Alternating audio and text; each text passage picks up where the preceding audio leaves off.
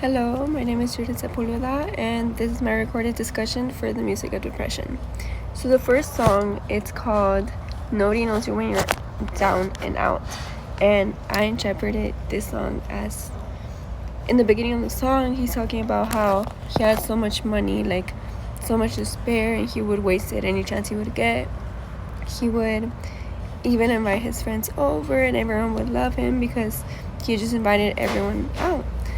And in the middle of the song, he starts talking about how suddenly he doesn't have more money to spare, and the money that he does get, he has to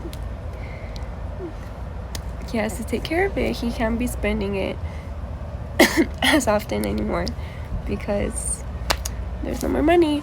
And towards the end, he starts repeating how when you're down and out, meaning you're poor, you have nothing to offer, and you can't help anybody, that's when suddenly nobody knows you and nobody needs you, and you have no real friends. Like, that's when you're at that lowest point of your life. That's when you really find out who your true friends are, because you have nothing to offer. So yeah. Okay, so in this next song, it's called Brother, Can You Spare Me a Dime? And the way I interpret it was how he was doing things that wouldn't make him money on the short term, Like, I feel like long term wise, like, he would really get a good check out of it.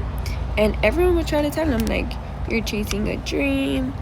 And he followed his dreams, regardless of what people said. But then the Great Depression hit. So obviously it's just a whole economic crash. And once he finished his projects, like building a railroad and building a tower, he had to go ask people for money because the things that he was doing just weren't cutting it, weren't paying him well enough. So it says, brother, can you spare me a dime? So after he finished his work, he had to go talk to his brother, like, hey, like, I did this, I finished, do you have any spare money? And at the end, it says, don't you remember me? Can you spare me a dime?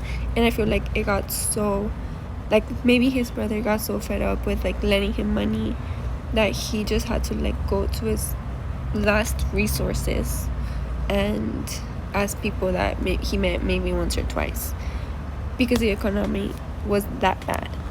Okay, so for the next song, which was This Land Is Your Land, the way I interpret it was that there was so many social boundaries, economic boundaries, as in black versus white, which obviously white people would get paid more, black people had more restrictions, and obviously it just wasn't equal at all.